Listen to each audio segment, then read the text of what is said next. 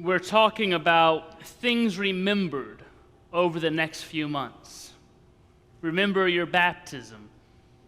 On Tuesday, June 20th, we'll have an outdoor service out around the courtyard in the fun. We'll have a special service to remember your baptism, reaffirm your baptismal covenant.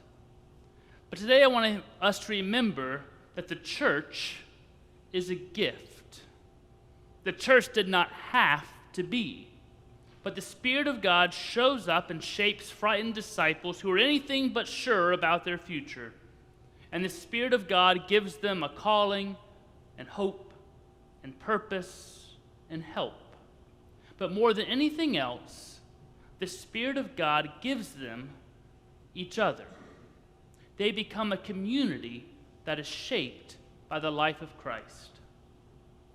If someone asked you, what is the church? What would you say?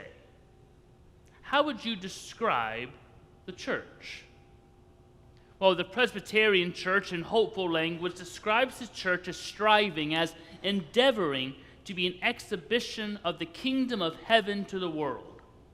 We strive to show the world the better way to live with each other and with God.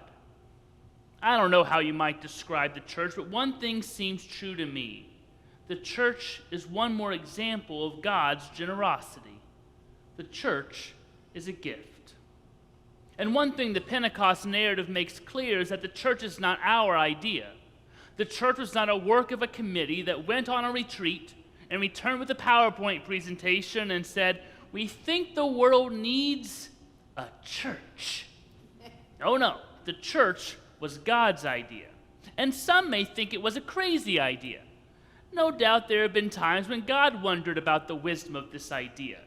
Like when I come out in an inflatable snowman suit for Broadway night and sing a song. Maybe God's questioning it then. I don't know. It may be crazy, certainly surprising, but at times it is also the most beautiful of gifts. But more and more people today have nothing to do with the church. More and more folks find the church to be irrelevant.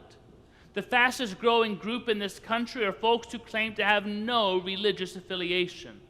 You probably have people in your own family who wonder why you would spend a perfectly good Memorial Day weekend morning in church. But more than that, there are people who find the church not simply to be a waste of time, but even more so, they find the church to be mean and judgmental, paying attention to all the wrong things.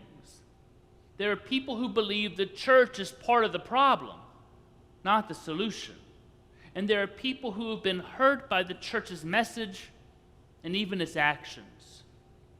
We must admit that while that's not the whole story, the reason they see the church that way is because there is some truth to what they see. At times the church has been mean. We have been judgmental. We have often paid attention to unimportant matters, or we have chosen to ignore the matters that are the most important. I think it's important to remember that to speak of the gift of the church, we have to be honest about the church. I've talked a lot lately about the necessity for honesty about our past as a people, as a nation, even as a church. I reflected a lot on that in my travel notes from Berlin. We can't move forward without honesty and humbly engaging with the sometimes not so good parts of our past, while also not ignoring the wonderful and beautiful things. It's not either or, it's not focusing. We have to really focus on all the negative stuff so we know. And it's also not, let's not ever think of that and pretend it never happened and doesn't exist because it might make someone feel bad again. It's both and. Remember, the church is a gift. It's not perfect. I think God has given the world the church because God believes the church matters. How about you? You're here. There are a million other places you could be right now. There are probably more than a few places you feel you ought to be, or maybe even want to be. But at least for this moment, you are here. Have you thought about how the church matters in your life? there's a connection in church that I don't find elsewhere. It's not there because we create it. Our belonging is something God gives to us.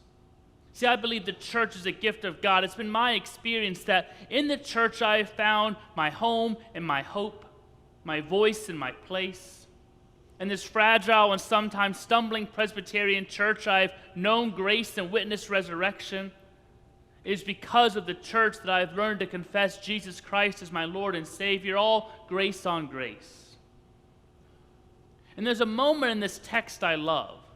It says there were Parthians and Medes and Elamites, residents of Mesopotamia there, Phrygia and Pamphylia, Egypt, and parts of Libya belonging to Cyrene, Jews and Arabs. They were all there. They came from all over the world. And Luke tells us how they are not alike. They speak different languages, they have different cultures, they come from all over the globe. But before the sun sets, they recognize in a new way that they belong to one another. The differences in culture and tongue are not erased, they remain, but they are no longer definitive of the people. What defines them is a reality of belonging.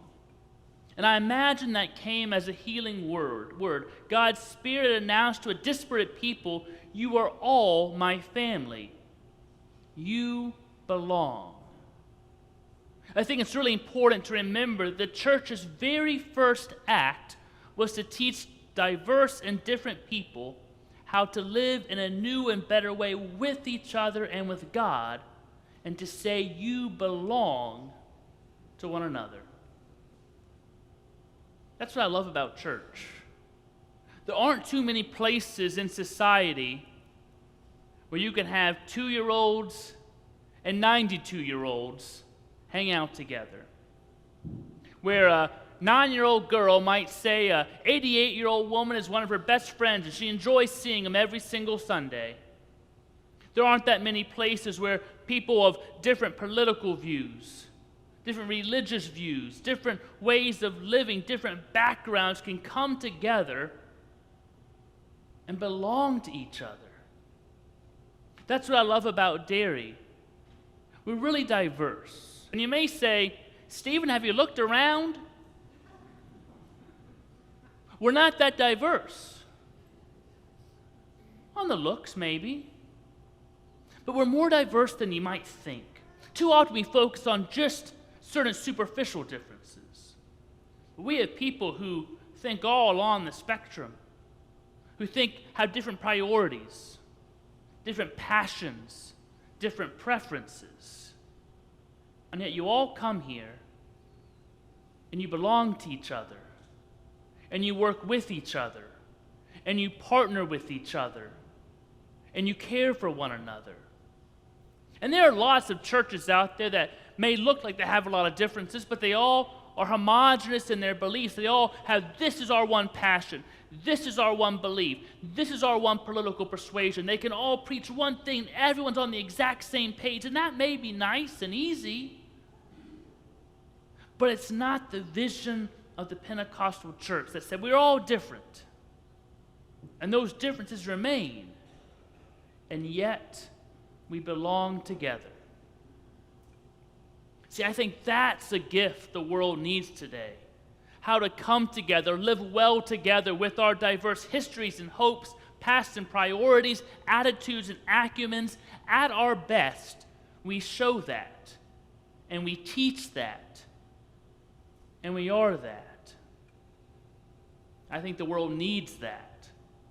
How people with different ideas, different beliefs, different passions, different politics can still say, we belong together. We can work together. We can live together. If we can't demonstrate it in the church, how is it going to be demonstrated anywhere else? Last week, we recognized our graduating seniors. Perhaps you remember how some of those young women were little babies in their parents' arms. Maybe you even remember the promises you made to them when they were baptized, the promises you will make to 2 little ones in just a few minutes. You promise that they will always have a place to belong, a place to be loved here at Derry. A promise that you will always try to show them and remind them that God loved them, loves them, and will always love them. But that's not the whole of it.